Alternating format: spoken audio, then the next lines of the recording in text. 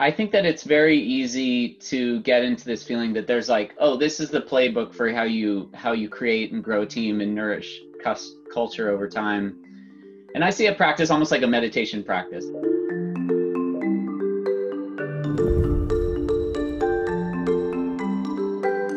In part one of my conversation with Gabe Paez, the founder and CEO of The Wild, he discussed how his company has created a virtual reality platform that allows anyone with a VR headset to collaborate on architectural models with anyone else in the world.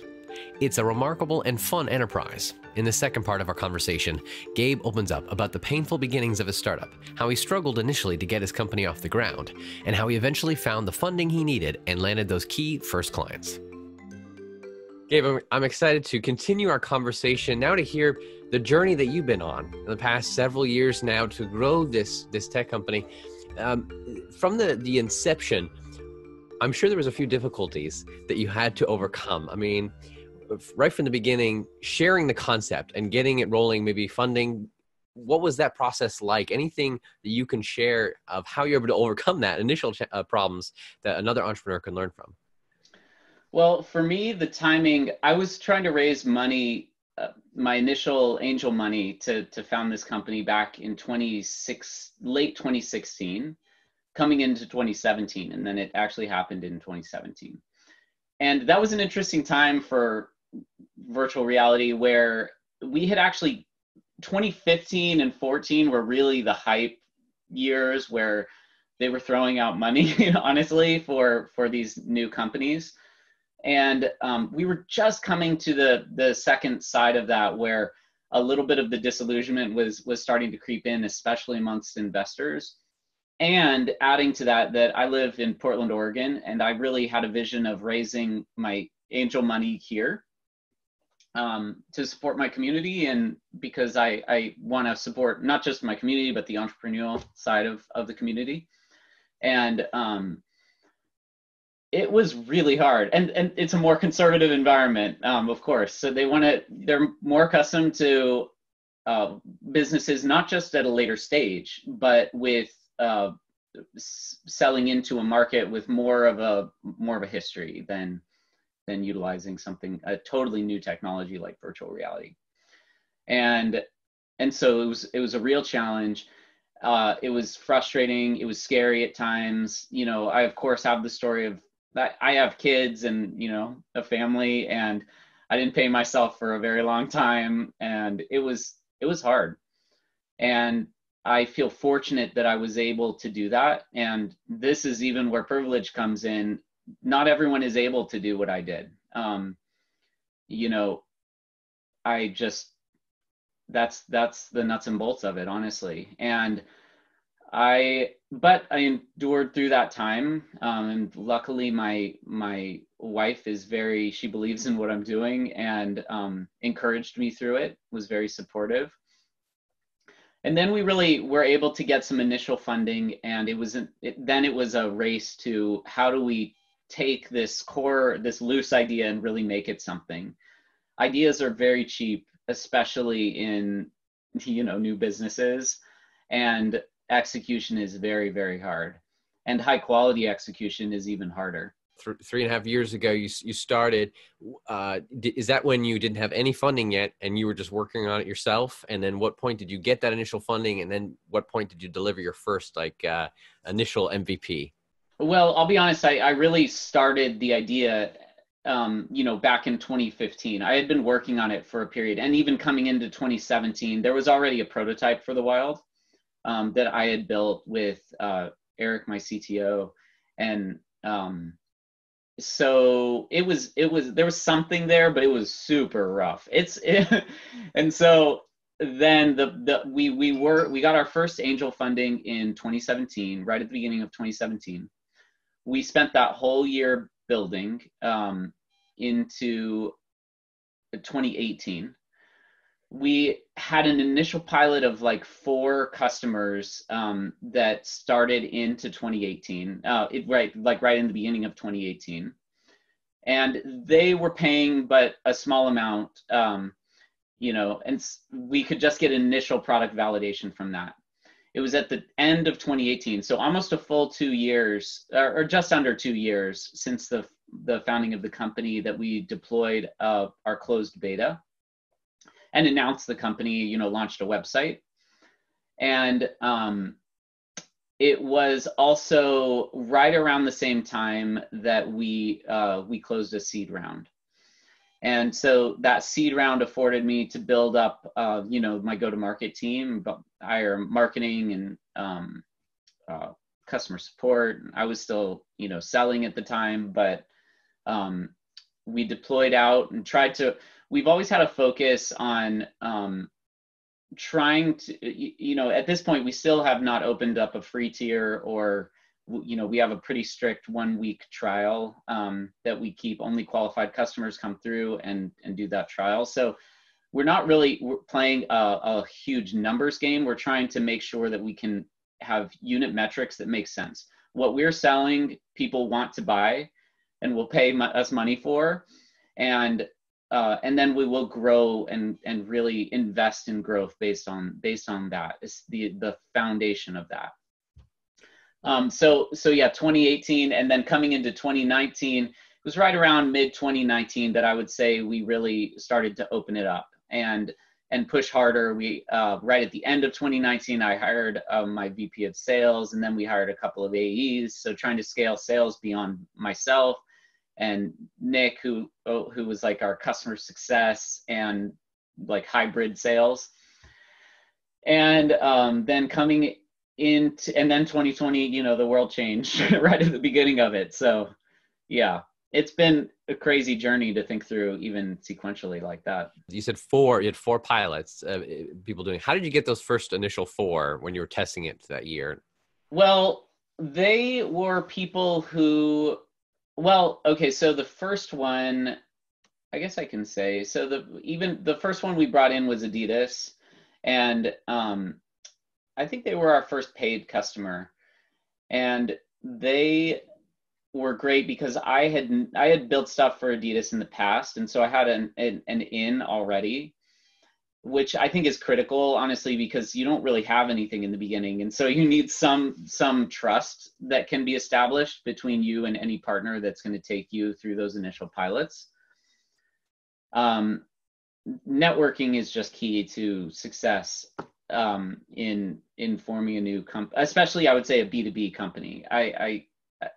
I mean, growing that network, and however you can, finding the right network for your company. For me, in those early days, you needed some personal connections just from my previous career to help seed it. But from there, they ended up recommending a couple of agencies that they work with who also work on different projects. And so we started to form like the customer base could trickle out from there. And of course, those referrals now, even that's a primary driver of our growth. That when you open it up to the beta, was it just referral based at that point, or how did you then the first initial tactics to get some growth? No, we started experimenting with marketing. So I think right in the beginning, it was mostly content marketing and press, because what we were doing is notable enough that we got some good articles written about us. And so press, content marketing, events has always been a big channel for us. Then paid. We started experimenting with paid right in the end of 2019. So Google AdWords, some social paid, and those work better or the same as the referrals? Well, referrals are the best, 100%. I mean, if someone's going to vouch for you and says they like what you're doing, it's not just the matter of getting a qualified lead from that, because in general, those communities, like they'll be referring you to people like them that do the same work as them, same job title, and even because there are communities around that. But it's also just the ability to sell to that person is so much easier, because you don't have to go through that grind of absolutely proving in the evaluation phase of the sales cycle. You don't have to, someone already says that it does what we say it does, and so you don't have to prove it. And usually that's the point of a trial or a pilot, is that you have to prove that what you say you do, you do it, That's all they want to see, because clearly they're attracted to you for some reason. They just want to say, show me. And so that's why referrals are a top tier, inbound source. That being said, you can't, it's difficult to drive growth on referrals alone. Can't really scale on that. It's not quantifiable. Yeah, well, there are methods for doing it, but it's not trivial.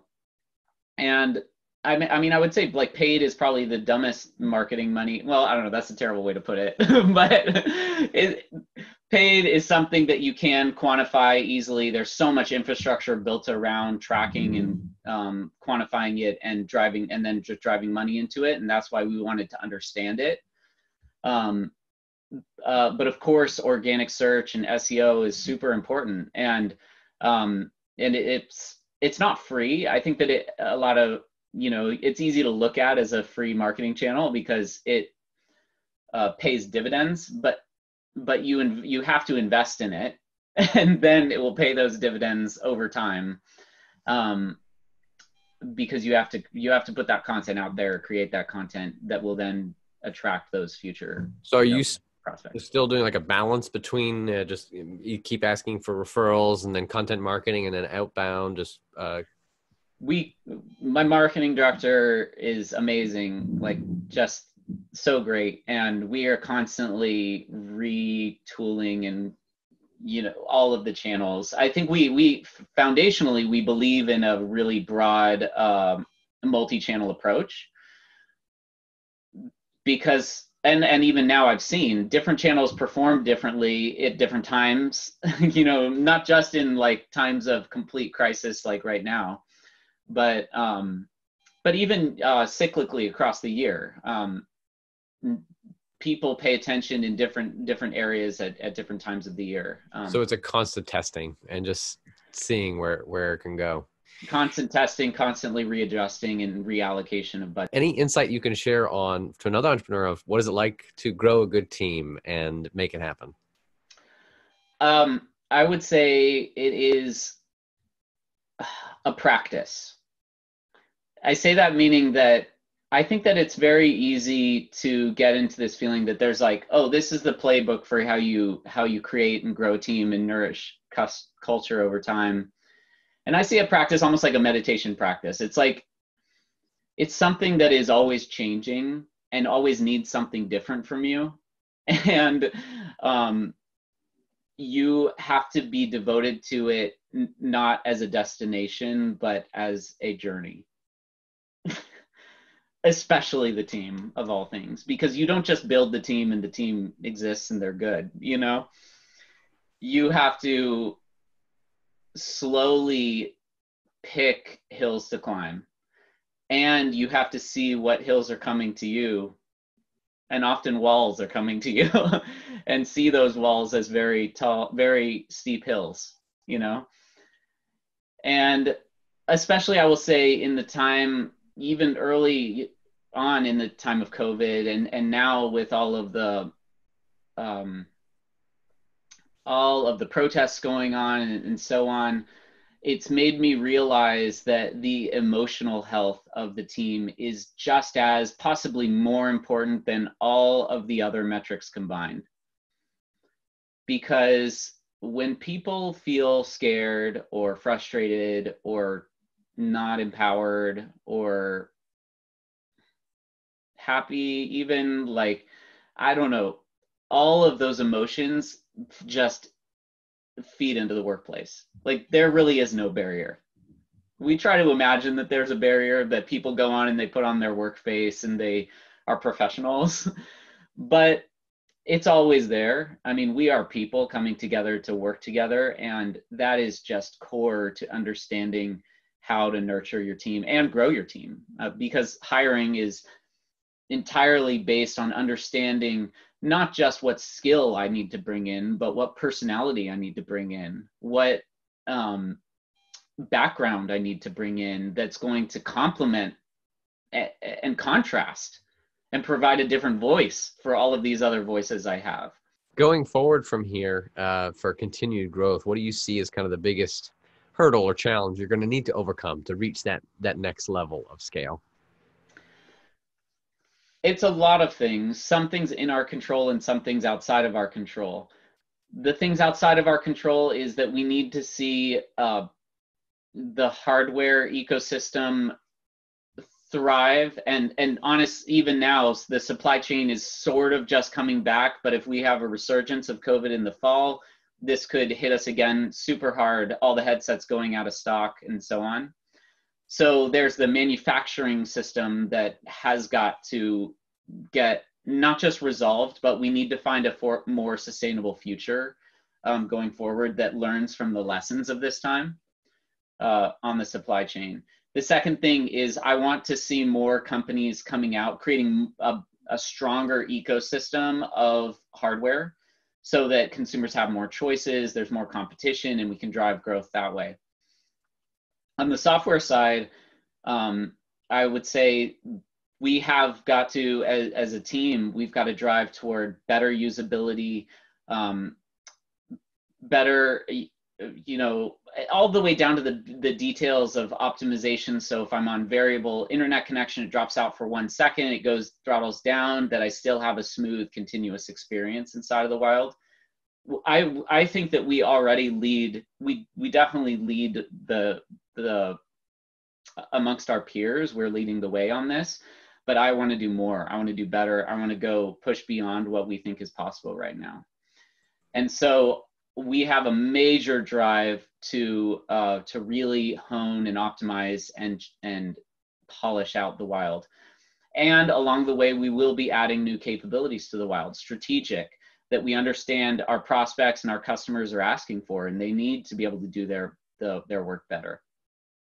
And so being able to bite those down and feed them out along with our optimization is a big part of it.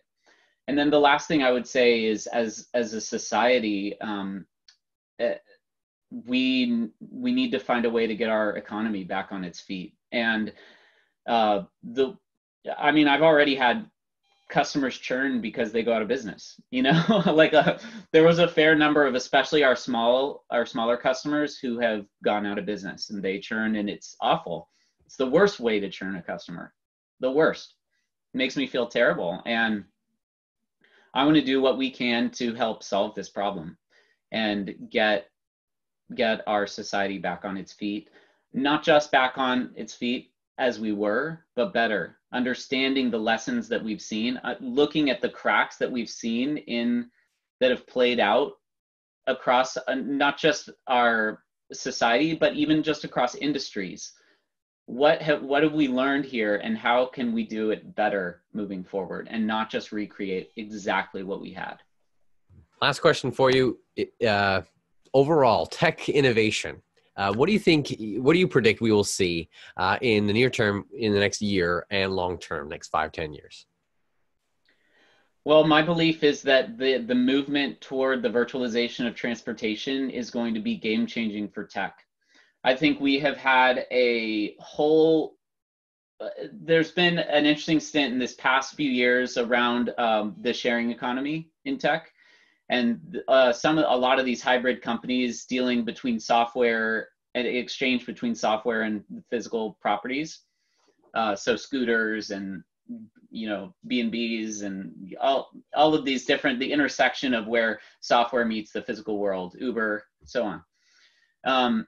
I believe now the role of software is I think this is going to be a large driver of the next phase, is all of the aspects that we can virtualize the transportation process and create communities that can work and live locally, but who can be instantly connected to any person, any place, any idea across the world.